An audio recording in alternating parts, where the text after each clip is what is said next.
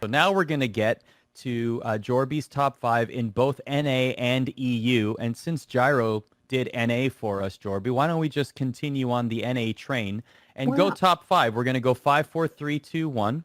And we're going to reveal now your power rankings of NA teams as we stand here today, September the 14th. Ooh, Let's go. Number 5. Gyro's not going to like this. Is it much different? Well, it's a little different, but it's all the teams are there. It's just a little different. But yeah, my number 5 team is the Peeps. And Gyro, you make a great argument, my friend. Also, your hair is looking fantastic. I love it, okay? But here's the thing, is yes, you've beat NRG twice in the grid. You're 2-1 against NRG. However, and you're also 13-1 against the rest of the field that aren't top 4 teams. But you are 2-4 against those top 4 teams. You beat G2 and NRG. Look, here's what I'm saying here, Gyro. You got to beat them in the regionals. This is why I didn't put you above NRG just yet. Because the grid, that's great. And you guys look fantastic. I absolutely love this Peeps team. They seemingly came out of nowhere when the season started because the offseason wasn't really, it was up and down and really just sparse. But like they've come on so hot now and they just don't drop games to these lower level teams. That's why I had last week, I elevated them above Rogue. I mean, Rogue had fallen off real far, but I elevated them above Rogue. And I would say it would probably be almost tied, but I want to see them beat NRG in the regional, the peak of the online competition before I make the jump. I'm scared. I'm scared to make the jump. I'll admit, I got cold feet. So nothing against you guys, but you're right. Yeah, you got 3-0 against them. You're right. I'm sorry, Gyro. Only this time. Tryhouse is in the chat. What's up, Tryhouse? He has a good point. He says the Peeps are the dark horse of NA right now. They could beat any top team any moment. And that's a dangerous situation to be in. When you have that perception that maybe you won't win maybe it's like a volatility, maybe not consistency, but like your highs are very high, your lows are very low. But if you have that stigma that you can beat any team at any time, in any given series, that's dangerous for any top team. I totally agree, and I absolutely agree that they could take on Space Station any day of the week. Reddles said it himself that he is absolutely terrified of the Peeps because they are that team. I wouldn't even say they're a dark horse. I'd say that they're a competitor. They're straight up competing for that top spot. You have to include the Peeps in that conversation now. But I think the next conversation is finding consistency against the rest of the top 4. Finish off NRG in the regional and then start stacking wins against Envy and Space Station. That's a tall order, but I think the Peeps, if anyone can come out of the bottom or outside of the top 4 to come in, the Peeps are the team that can and probably will do it.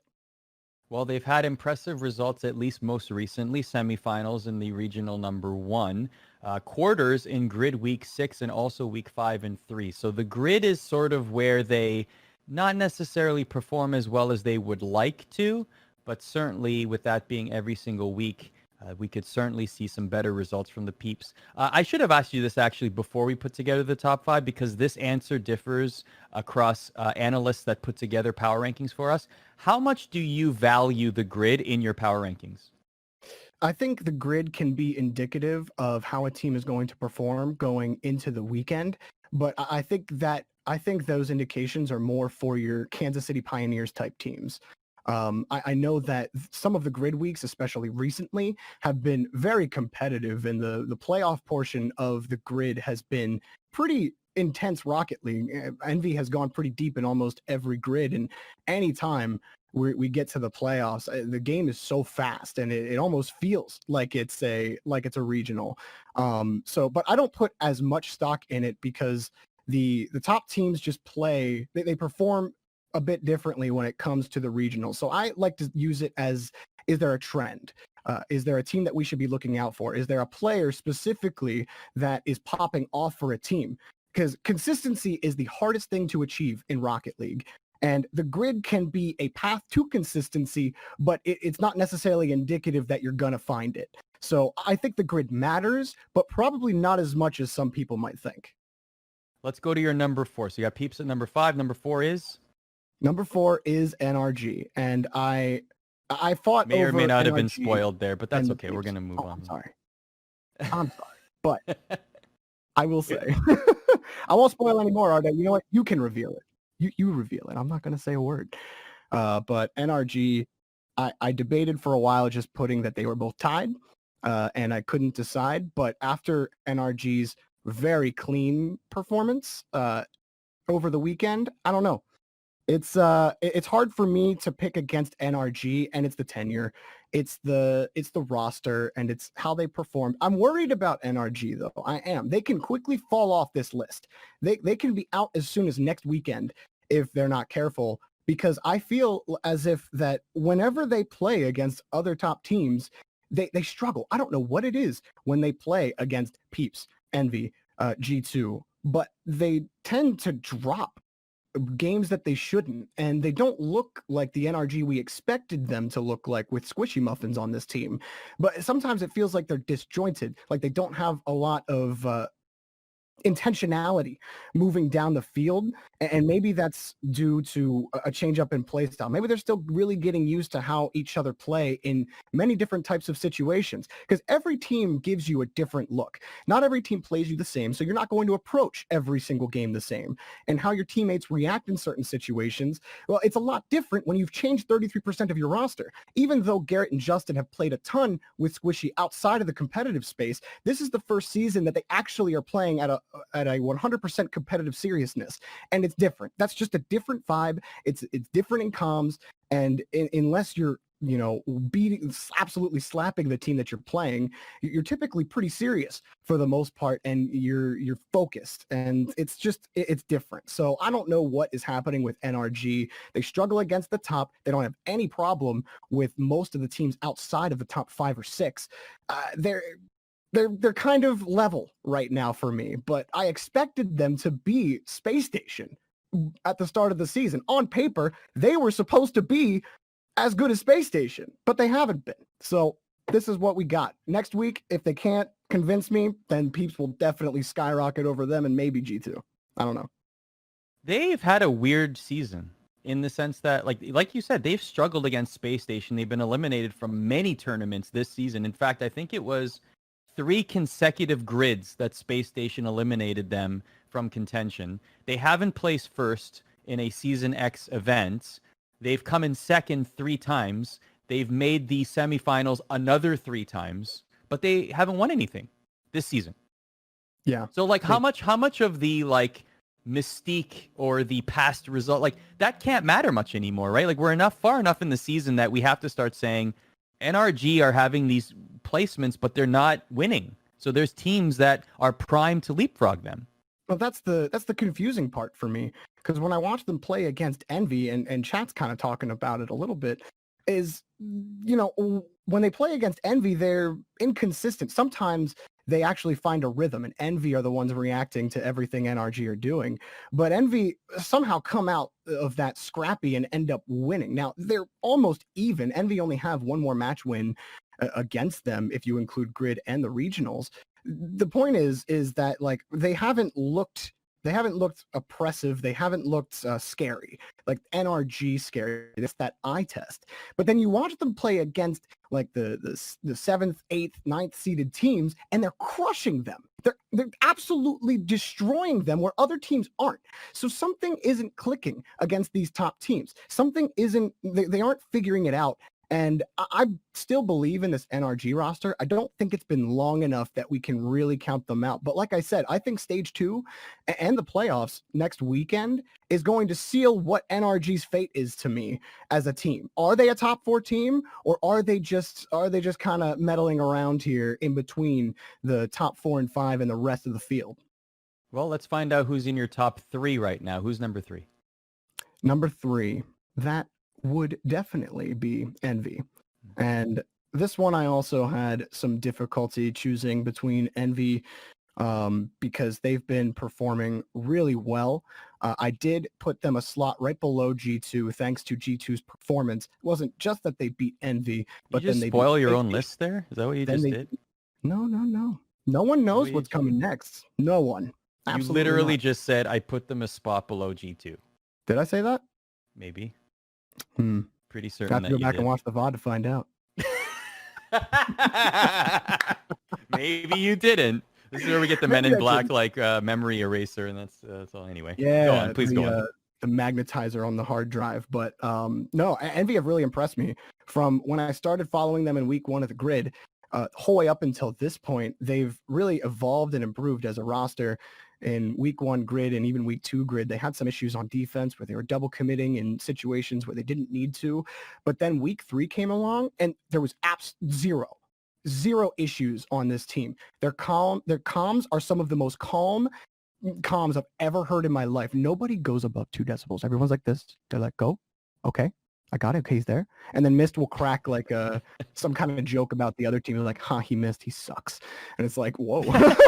But other than that, they're just super quiet and they don't panic ever. This is the most non-panicking team I've ever seen, probably apart from Space Station.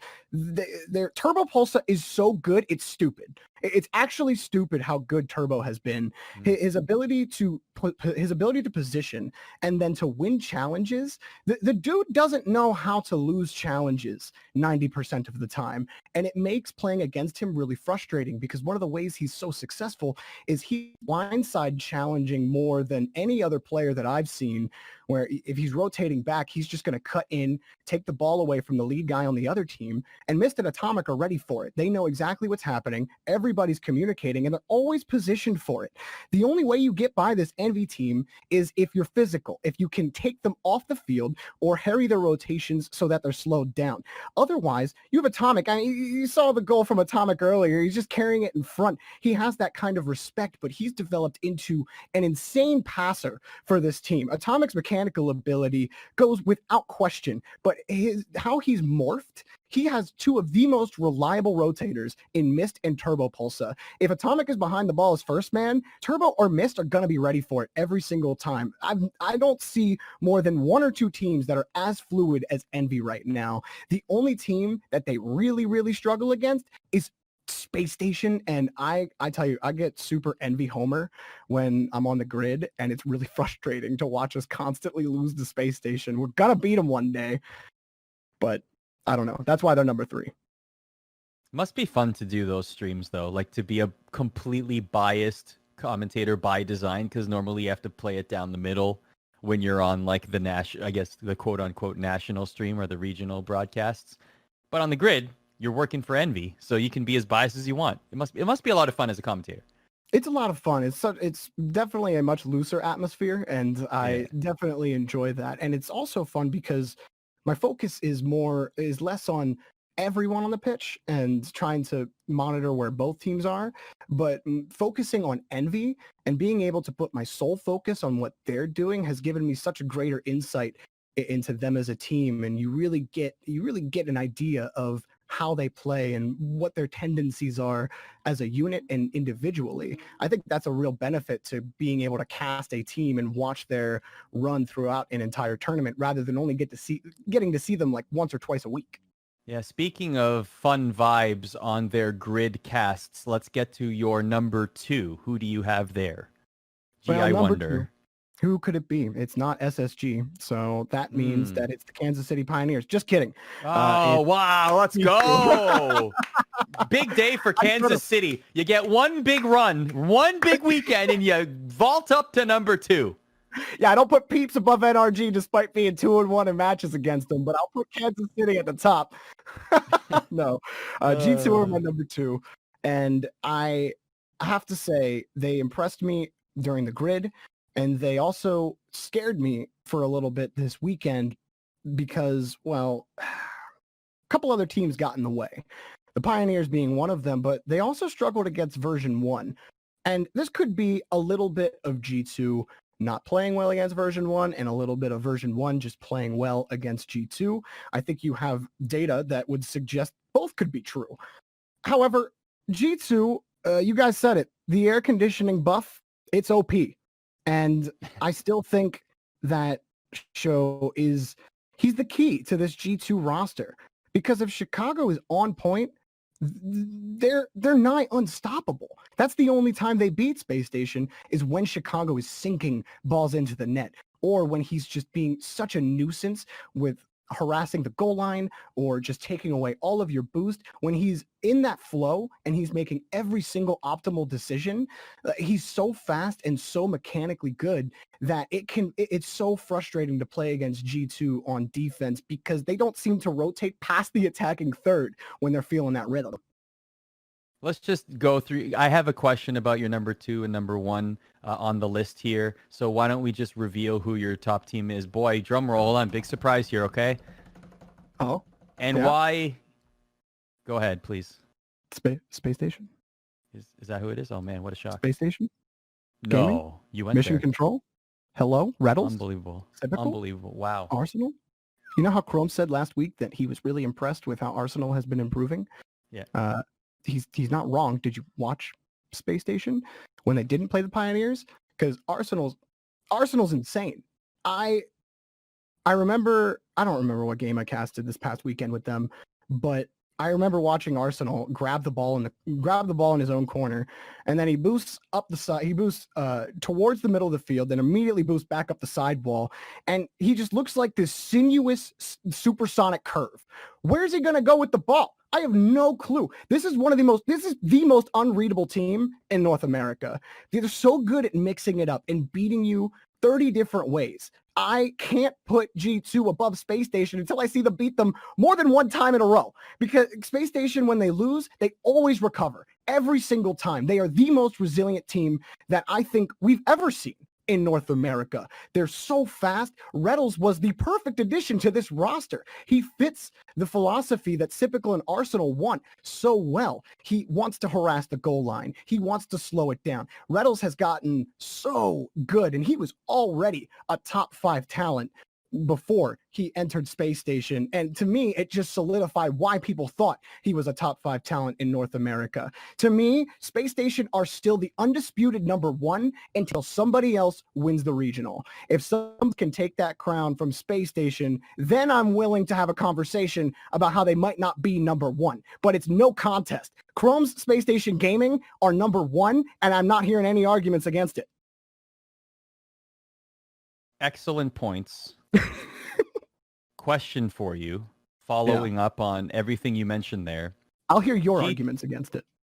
No, there are no arguments against it. What I want to know, though, is G2, other than this being a regional, which might be, if this exact path happened in a regional, I don't know if it would have still been enough to knock down Space Station and put G2 at number 1, but maybe the gap would have been a lot shorter.